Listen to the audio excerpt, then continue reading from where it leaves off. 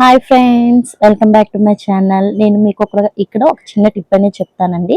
Boat neck blouses కుట్టుకున్నప్పుడు front neck అనేది loose వస్తుంది కదా, అలా రాకుండా ఈ టిప్ బాగా యూజ్ అవుతుంది.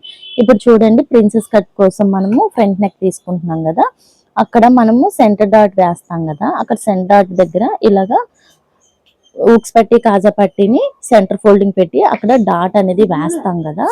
ఇలా డాట్ వేసినప్పుడు చూడండి, ఈ డాట్ని మనం కుట్టేసరికి ఎలా వస్తుంది అనేది మనము అక్కడ ఫోల్డింగ్ అనేది ఎలా పెట్టుకోవాలి. చూడండి, నేను వీడియోలో క్లియర్ గా చెప్తున్నాను. ఇట్లాగా పెట్టుకున్న తర్వాత ఓకేనా, ఇప్పుడు స్కేల్ తీసుకొని ఆ స్కేల్ తో మనము కింద నుంచి ఓకేనా, కింద నుంచి పై వరకు కూడా స్ట్రైట్ గా లైన్ అనేది డ్రా చేసుకోవాలన్నమాట. ఓకేనా, చూడండి నేను వీడియోలో చాలా క్లియర్ గా చెప్తున్నా మీకు. ఇలాగా స్ట్రైట్ గా లైన్ అనేది డ్రా చేసుకోవడం వల్ల ఓకేనా, మనకి ఫ్రంట్ నెక్ అనేది లూజ్ రాదు. డీప్ ఎంత పెట్టుకున్నా కూడా మనకి ఫ్రంట్ నెక్ అనేది లూజ్ అనేది రాదు. అలాగే మనం ఎక్స్పెక్ట్ చేసిన ఫ్రంట్ నెక్ డీప్ కూడా వస్తుంది అనమాట.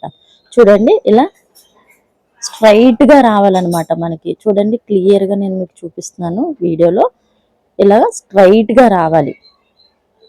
ఇలాగా వచ్చిన తర్వాత ఈ మార్క్ చేసుకున్న దాన్ని మనం కట్ చేసుకుందాం. ఓకేనా, ఫ్రంట్ ఓపెన్ బ్లౌజ్ పెట్టుకున్నప్పుడు ఇక్కడ లూజ్ అనేది వచ్చింది చూడండి మనకి.